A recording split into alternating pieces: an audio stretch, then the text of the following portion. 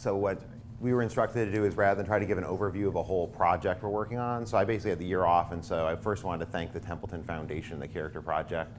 Not only made progress in my work, but also remembered why I actually like philosophy and want to do it for a living, so that was great.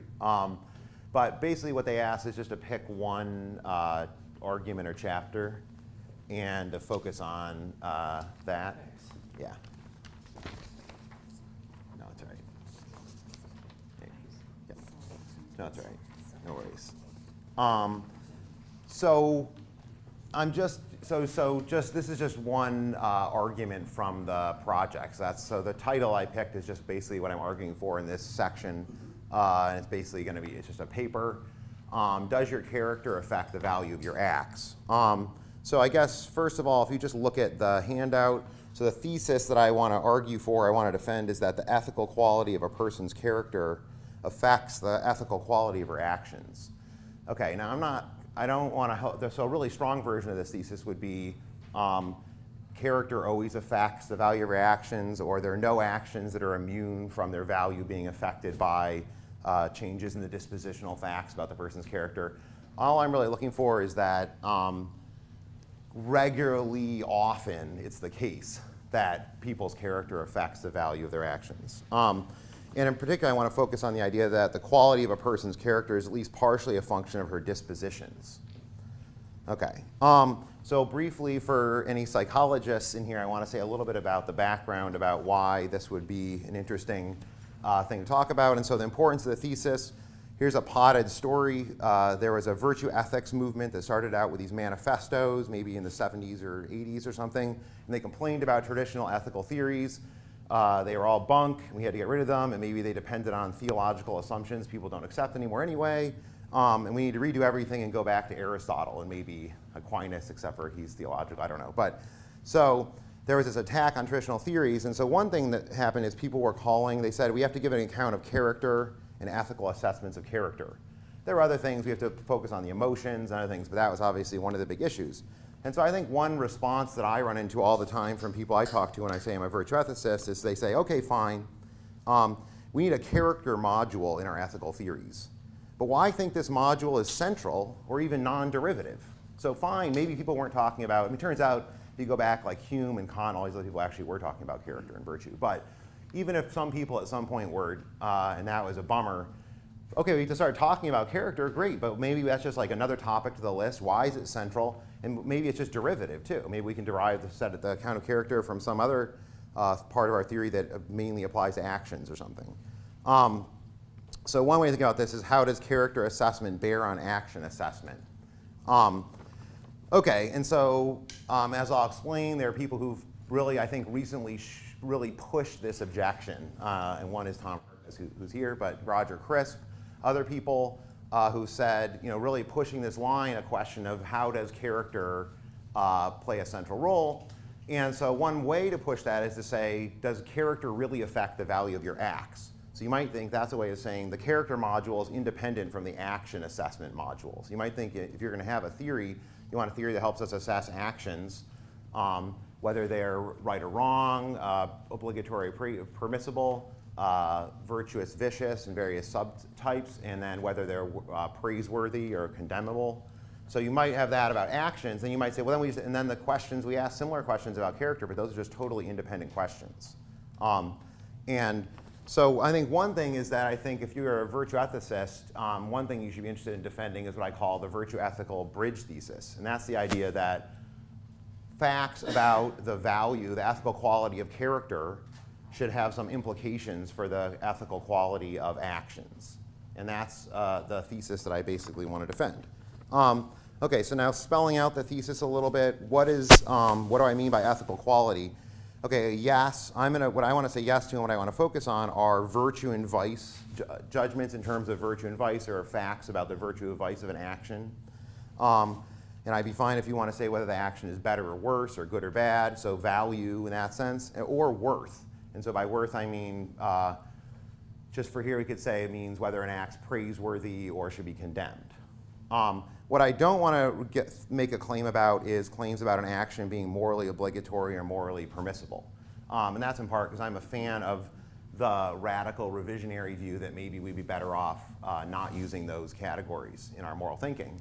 But in any case, I think it's enough because the skeptics have pushed the line that character does not affect the virtue or worth of your actions. So I think it's enough to just try to defend that thesis, at least initially, as a way of defending sort of the virtue ethical program.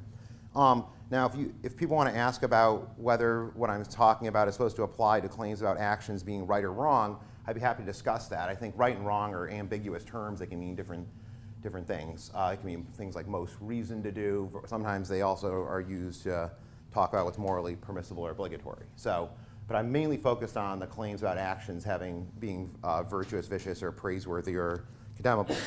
Okay, so now if you spell out character in the wrong way, I think the thesis does come out false. And so one way to think about this is, so first of all, one thing is what I'm interested in is there are two things I wanted to avoid confusion. When I say character affects the value of your acts, I'm not interested in these questions.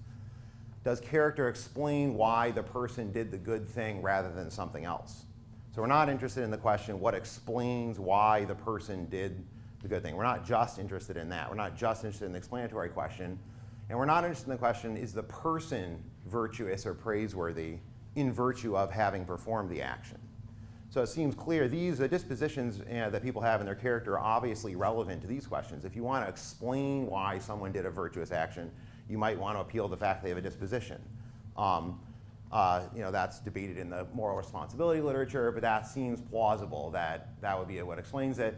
And similarly, if you want to say, well, this person did something virtuous, and so I think they're a good person. Okay, maybe you need to bring in the disposition to tell a story of why the action is attributable to them, and then you'd praise them for having done it. But what we want to do is focus on the actual action and say, now if we look at people's actions, is the ethical quality of their action a function of the dispositions that they have, the character they have? So to get you to zero in on this, here are some skeptical cases to get you start to worry that the answer might be no. So Tom Herka has in a paper, he says, imagine a military committee is considering whether to give a soldier a medal for bravery. Would they say, we knew he threw himself on the grenade despite knowing it would cost his life and in order to save the lives of his comrades, but we can't give him the medal for bravery because we don't yet know whether his act issued from a stable disposition or on the contrary was act out of character? They would say no such thing, and it would be obnoxious if they did. And so I think this is totally right. And so the first thing to do is there's actually two ways you could be thinking about someone having a good characteristic disposition that this kind of argument really works well against. So one would be you could think, well, if let's say this guy jumped on the grenade and we know his current motive, that, as Herker puts it, or you might think the reason for which he acted and the emotions with which he acted were appropriate. So he knew it would cost him his life, and he did it in order to save his comrades. Okay, so this guy looks like he's got the right intention or the right reasons for which he's acting. You wouldn't want to say, okay, let's see, before we give him a medal for bravery, we have to ask, is he brave in his whole life, right? Because we know people could be really brave on the battlefield, but maybe when it comes to his emotional life, dealing with his fears of intimacy, he's just a total coward. But we don't want to say, oh, wait, we're going to change our assessment of his action on the battlefield based on the fact that he doesn't have bravery in his emotional life.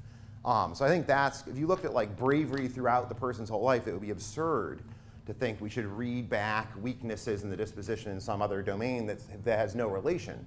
But I think Herka's case works even on, if you just think of bravery on the battlefield. So you might think, now imagine, look, this guy before this, he just never really did. And so he never had the gumption to do anything like this. He tended to be kind of afraid when the fighting would start. He'd be like, oh, can I go in the back and refill the cartridges with refill all the guns or something like that. He was trying to get out of the line of fire, and maybe he kind of shied away from anything, and then all of a sudden he rose to the occasion.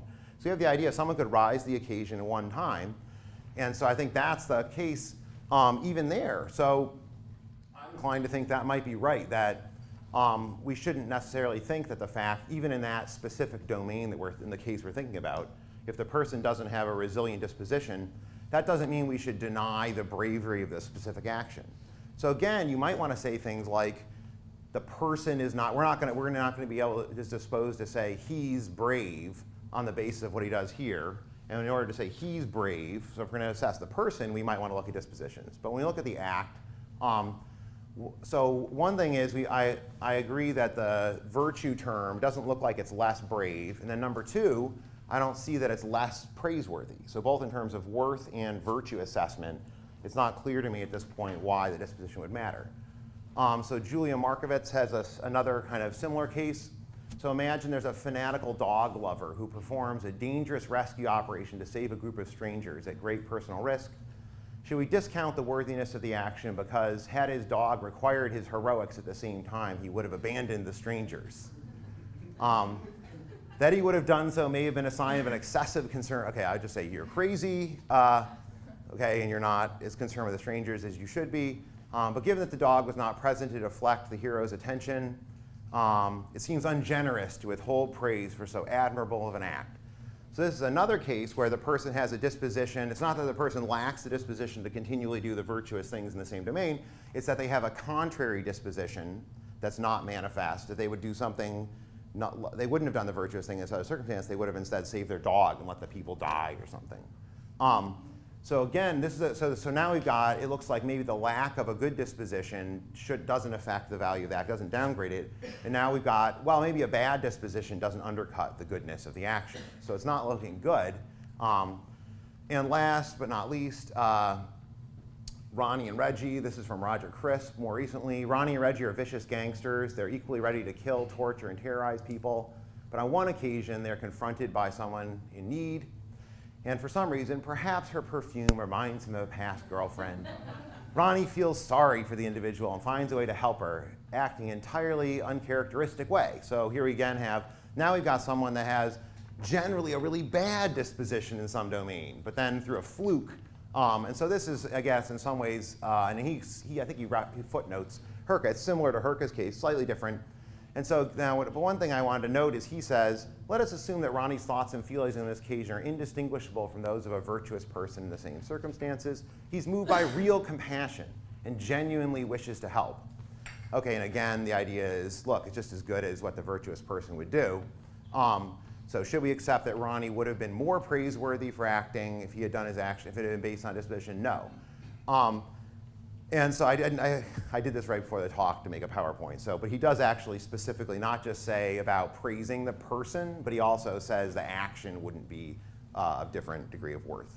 Okay, so now there's two responses, I think. One is to concede the cases, but not the general issue. So we could explain why these dispositions don't matter, but maybe some other dispositions do. And that's the general strategy I want to do. A variant on this would be to grant. So one thing to note about these cases, they're all cases of impersonal relationships between strangers. And so one thing that got me thinking about this is I think things might turn out really differently if we start looking at close relationships between people we care about.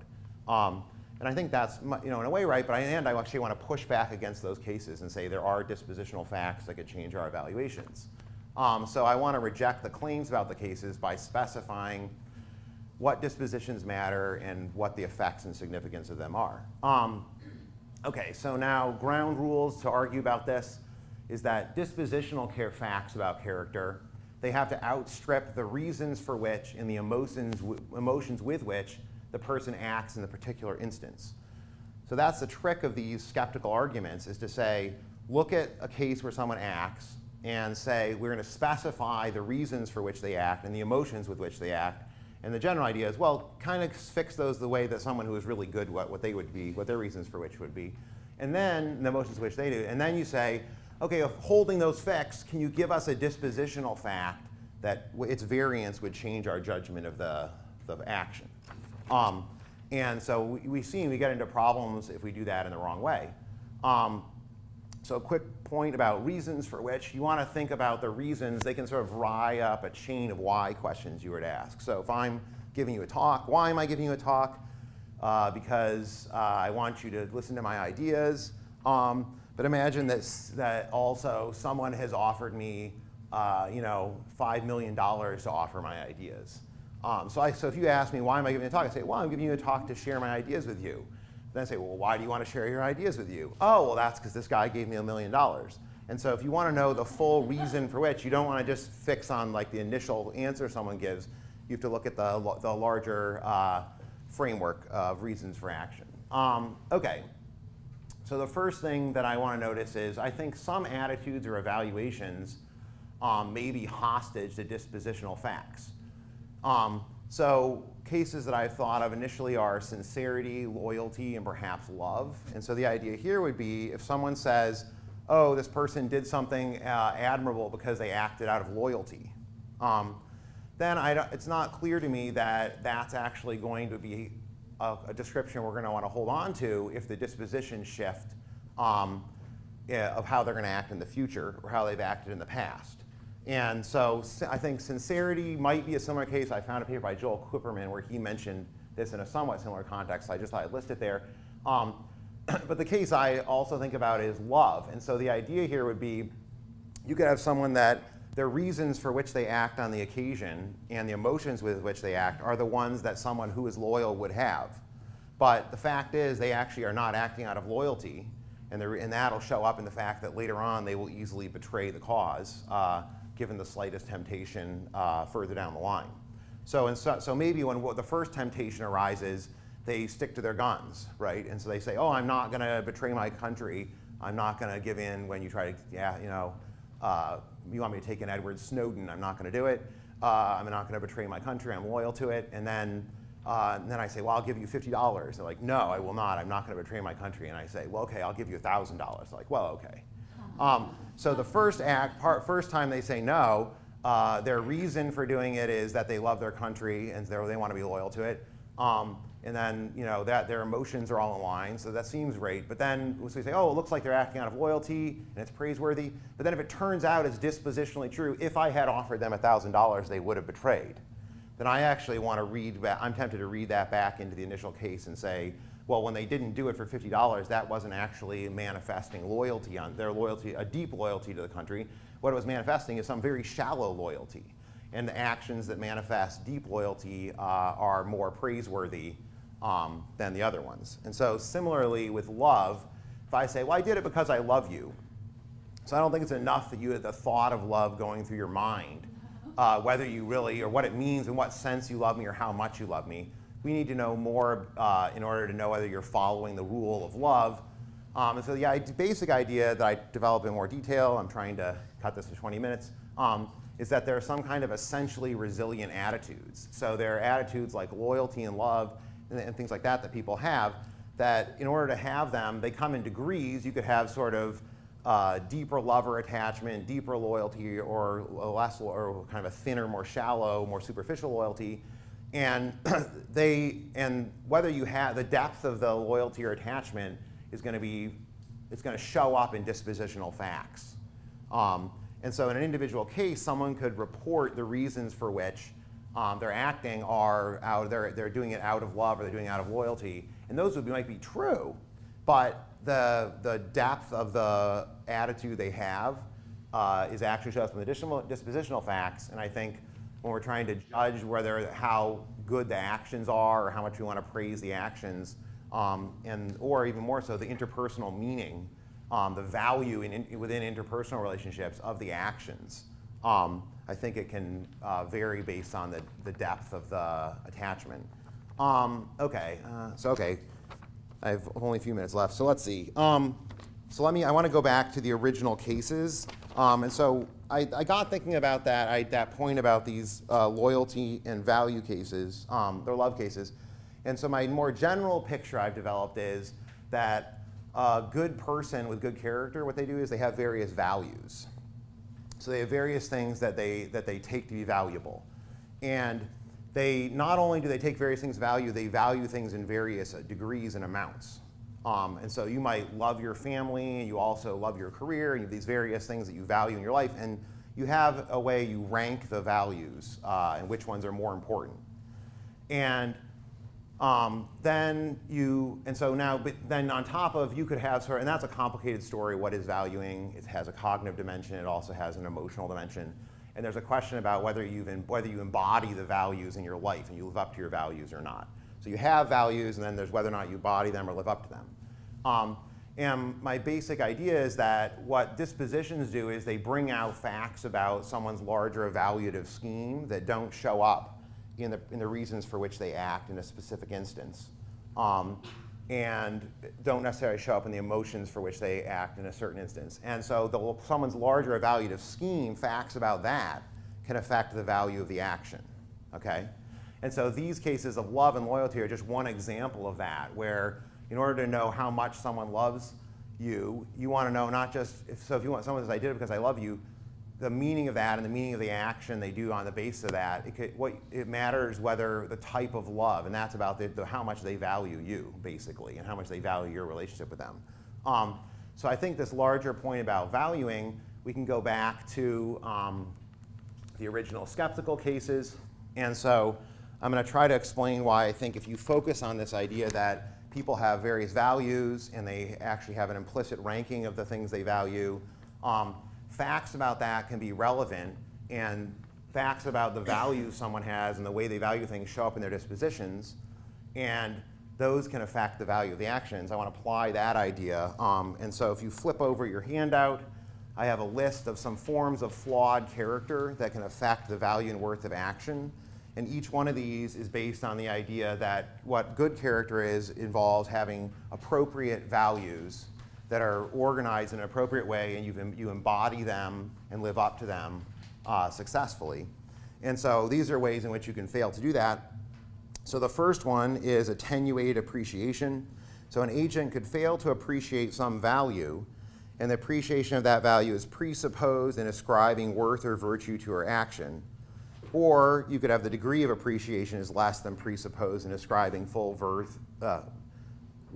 or worth to your action. And so then again, the idea is these facts about what they value are going to show up in dispositions. Okay, and so the way that would work applying to this case is, so look at this guy, he's on the battlefield, and if you say, Johnny, why did you, let's say, the grenade doesn't go off. Johnny, why did you jump on the grenade? And he says, I did it in order to save the lives of his comrades. And you say, oh, did you secretly do it because you wanted to go home and like all the girls would like you?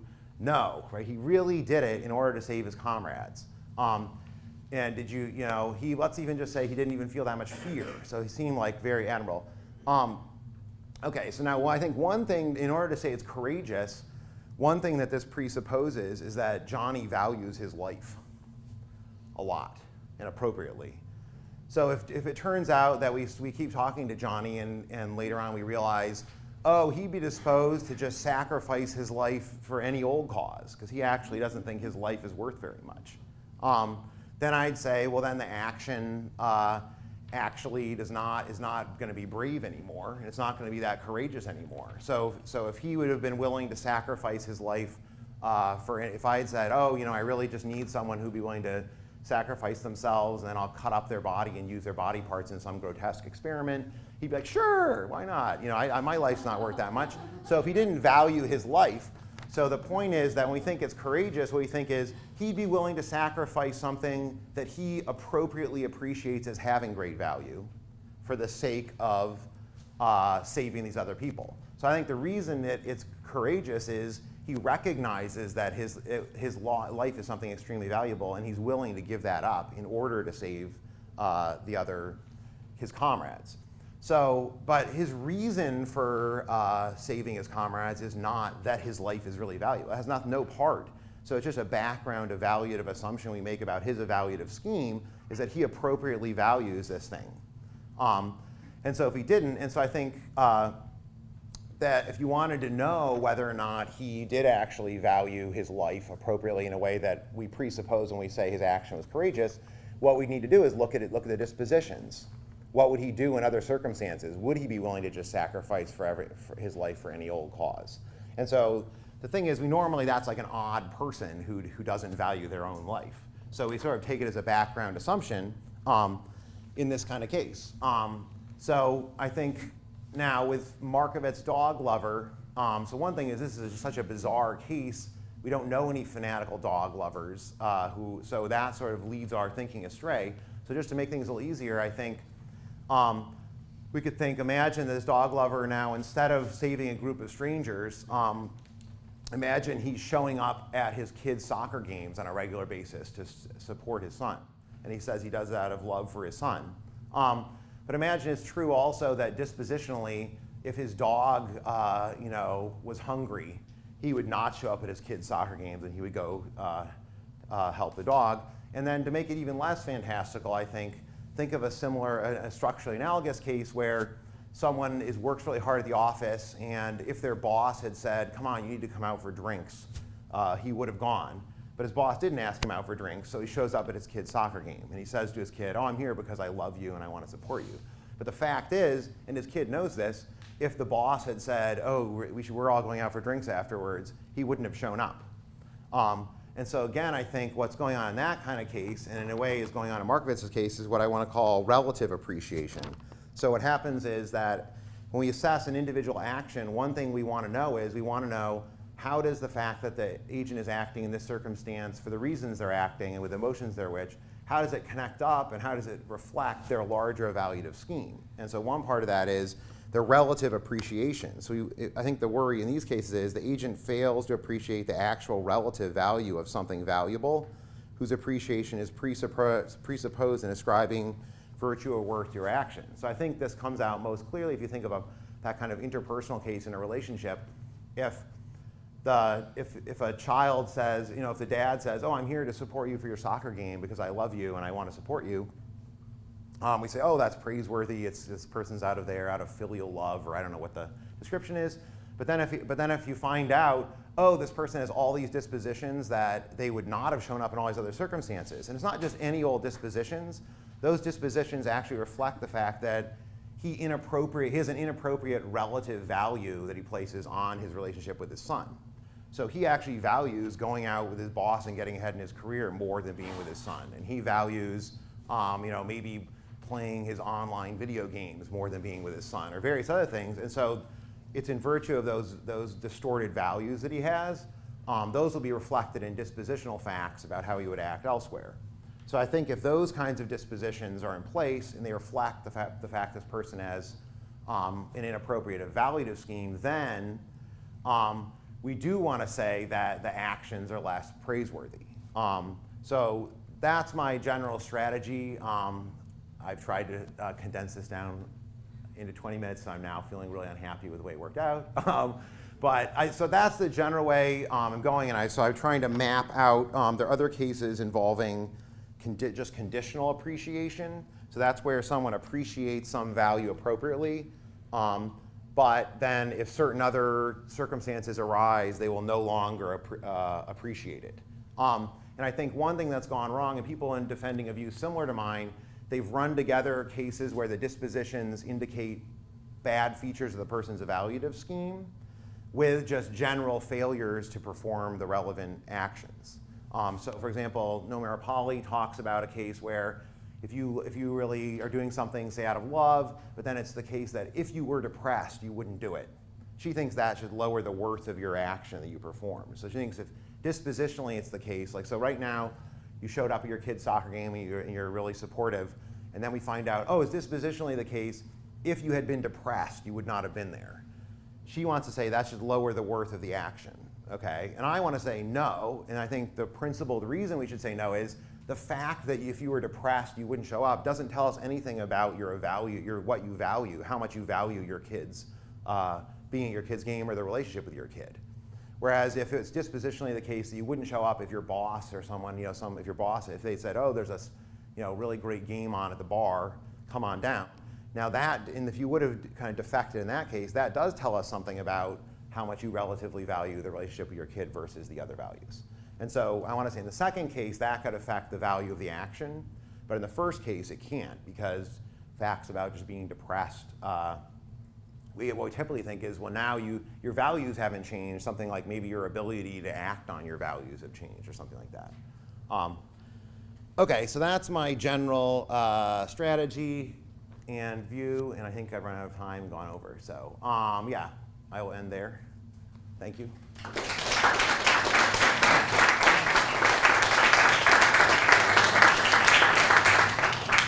Brad has agreed or decided to call on his own questions, so unless there's crowd control, I agree. Sure. You've got quite intellectual account of virtue, so let me press back to that on 2 points. I agree that if a soldier, would give up his life for anything, he's not being brave. But I don't think he has to value his life. Okay. All it's required is that he wants to keep on living, and he doesn't want to die. And he can want to keep on living without having the fancy thought, my life has value. Right. It's only someone who's taken too many philosophy courses who would think, my life has value, therefore I'm going to run away from the bear that's attacking me. Also, Right. your examples of, was it sincerity, loyalty, Yeah, love, right. Your initial example of $5 million was of some things figuring into liberation. I'm doing it because it'll give you $5 million. But I think actually, sincerity, loyalty, and love typically don't figure into liberation. A sincere person isn't somebody who says, I want to do the sincere thing, therefore, he just does it. Right. And I also think that a person who's acting out of love doesn't think in terms of valuing love. I mean, it's here's a Bernard Williams example. My spouse is drowning in this lake, and 5 strangers are drowning in this lake. And if I say, those are strangers, but my wife is a person whom I love, therefore I'll save my wife. That's one thought too many, the totally wrong kind of thought. So I think the people, very often virtuous agents, don't think in terms of value. They just see a feature of the situation without any evaluative thoughts, they just respond to it. And I think their actions are every bit as valuable when that's the case out of character as it is when it issues with what's the Aristotelian quote, from a firm and unchangeable character. Right. Okay, yeah, I mean, so one thing is I'm trying to get away from this firm and unchangeable character stuff, so I'm sympathetic to that. Yeah, but so right, I mean, I think you're right about, I mean, you're definitely right. I mean, people are not going to be always motivated by the thoughts of loyalty and stuff, I guess. But so I guess to start with the first point about how intellectual the idea of valuing is. So I think that I can see what you're saying, that in individual instances, a lot of, someone could be generally instantiate some virtue and they could value something. Like they might value their relationship with their child a lot, but on the individual instance, they're not going to, if you ask them, why did you show up at the soccer game? They're like, I'm here out of love of my son. They might just be like, I knew the game was starting, or I don't know. Yeah, I mean, they're not going to cite that as their motive. And I also know, I mean, there's a worry that if in certain cases, it's going to end up being this kind of weird, self-focused type of motivation. We don't want that to happen. But I guess one thing I'm thinking about in terms of it being somewhat intellectualist, being appropriate, I guess when I'm thinking of valuing, one thing it's going to do is it's going to be connected to emotional dispositions to how you would react if things didn't turn out well for the thing you value. So without, again, still be emotional stuff. But I also think in terms of if someone starts criticizing the thing in question or saying it's not valuable at all, I think the person would be disposed to then start to have intellectual thoughts about it being value and defend it. So I mean, for example, we just think if all we needed was want and it was something like a more just like a not totally non-intellectual thing, if I'm like, I tend to express, this favoritism towards my son, and I, help him out in his homework, things like that, and then, someone's like, you shouldn't do that anymore. My boss is like, you really need to just come in and work all the time. You're never going to be able to see your kids. I think, well, then that's the kind of thing I should start having these recurrent thoughts. Well, that's really worrisome because I value my relationship with my kid, and it is really valuable, and so I need to figure out either need to talk about this with my boss or like start worrying about the structures of our institutions and how they don't let us value these things properly. So I mean, I'm thinking, you're right in the individual instance, the thoughts don't go through the person's mind, but I would think if you really value something, you should be you should have dispositions to engage in these evaluative thoughts and even evaluative kind of argumentation in support of them. Or I think it's not that you don't value it all and it's a total train wreck, but I just don't see that as real. That's how I would motivate the intellectualist part of the story. So, but you're definitely right about, and I have to think about how to talk about it more carefully with the cases of like love. Because you're definitely right about that people are not going to be motivated by the current thought of loyalty.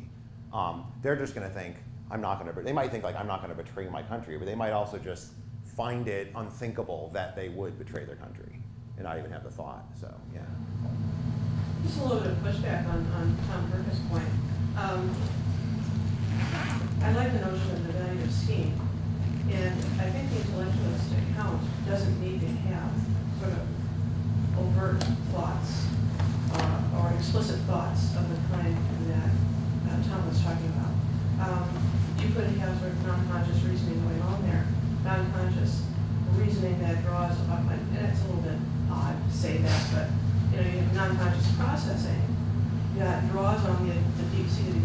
schemes that you're talking about.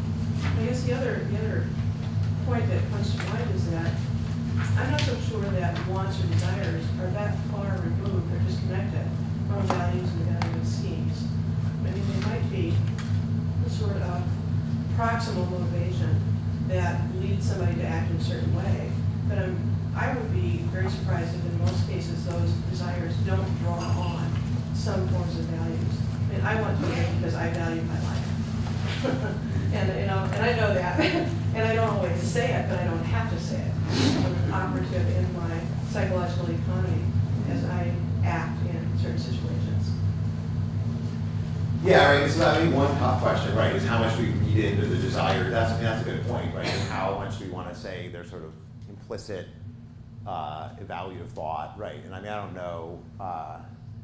That's one way to go and say there's sort of tacit evaluative, but I mean, then there's still going to be some difference between people who have that tacit cognitive machinery operating, and then people who overtly think my life is valuable, or or have these recurrent thoughts, and then are disposed to utter sentences that say that stuff. So I think, but that might be a nice way to go and say the general pushback against cognitivist views, it can easily go too far, right? I mean, yeah. So I think that's right. I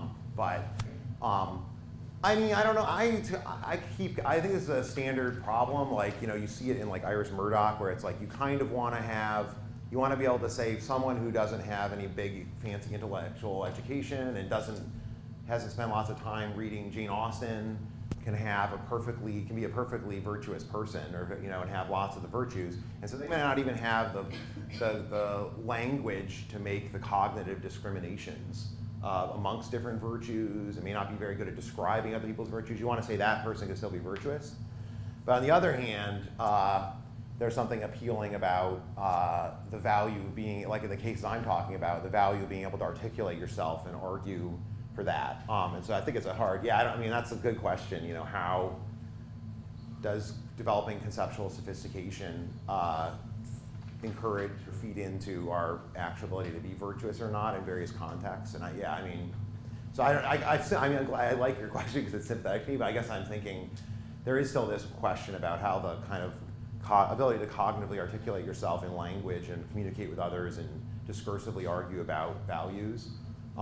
That still does go way beyond any of this implicit stuff. And so is that something you need to be virtuous, or is it something that can enable us to be virtuous or help us be virtuous? Yeah. Can I just follow up on that? Sure. Very briefly.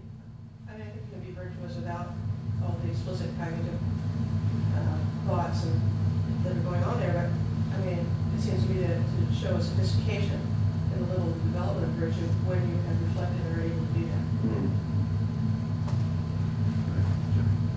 Your last example about the depression in one argument Right. is that, can you flesh out what the Oh, sure. counter argument is? And I'll tell you why. Okay. A few years ago, I had a grad student who didn't contact me all summer. Okay. And at the end of the summer, she said I was depressed. Right. And it's just that as if that exempted her Right. from reliable behavior as a grad student. Right. And she really believed that. And I was, Right. so what's the counter argument for why that exempts someone Right. from virtuous behavior? Because that's not your position. Yeah. What's So the counter right. So argument? the cases I'm interested in are okay. Now, before your grad student was depressed, if you could, I don't know if this is the case. Let's say it's the case that before that he was extremely reliable, and so in particular, this one project you were working on, he did all this work, and so you were like, oh, he did great work on project X.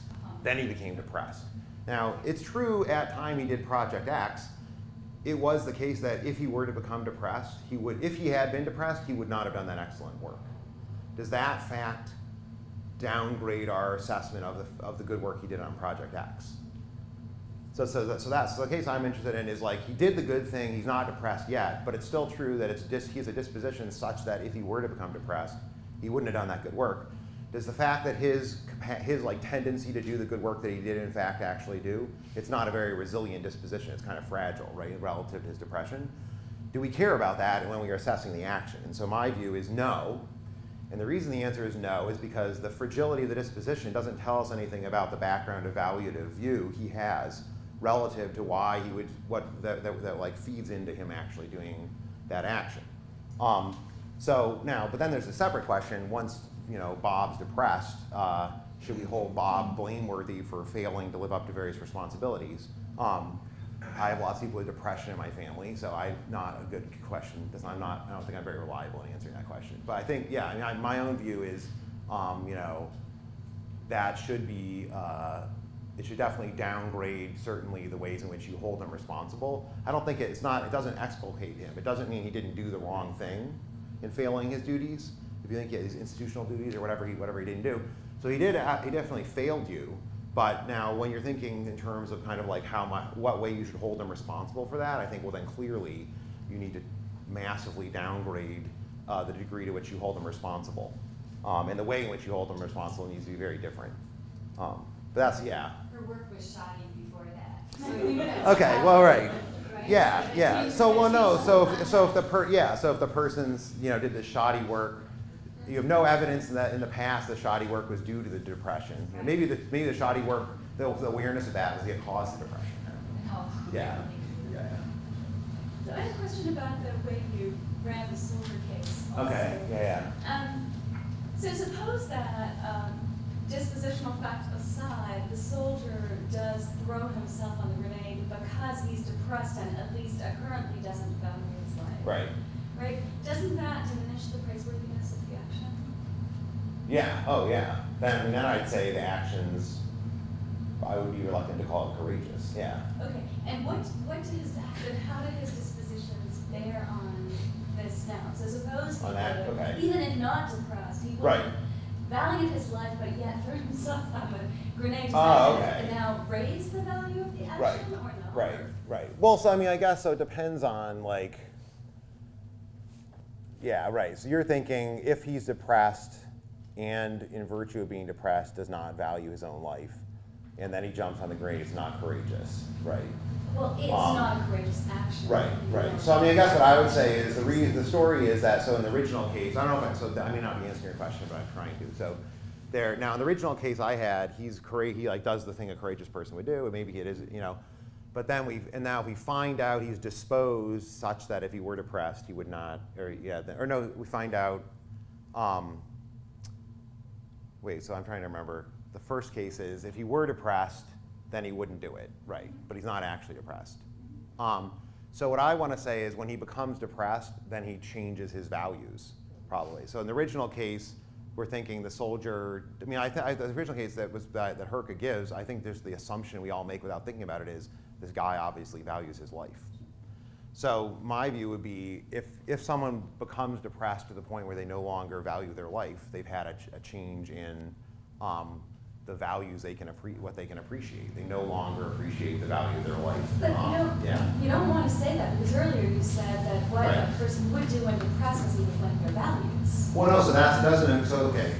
There's the actual action at time T1, and that's what we're trying to evaluate. And so we want to know what dispositions to give us about how they might act in the future or the past or counterfactually tell us about the actual values they have at time T1. Okay. So the fact that if they were depressed, they might not act in some way does not give us information about their value at time T1 because what it is it coincides with the change of values at time T2. Yeah. So that's the way I'm trying to run that. Yeah. One last question. So I really enjoyed your talk, and I'm interested in how you deal with this case. A person always acts virtuous.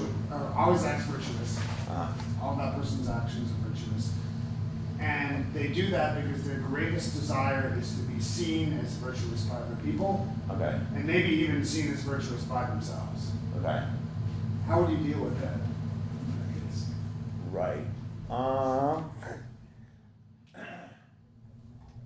Well, right. I mean, I guess.